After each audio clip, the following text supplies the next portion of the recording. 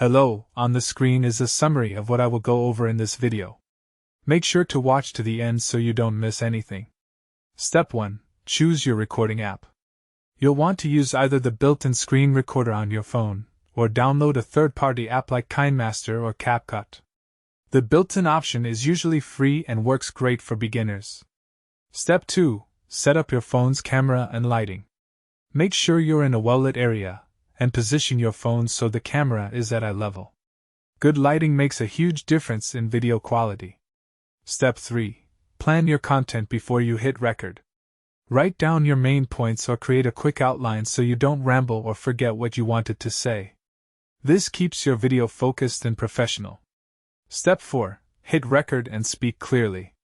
Talk directly into the microphone, speak slowly, and use a conversational tone like you're talking to a friend. Your audience wants authenticity. Step 5. Edit your footage using your phone. Trim any awkward pauses, add intro and outro music, include text overlays, and adjust the audio levels to make everything sound clear. These simple edits transform your raw footage into something viewers actually want to watch.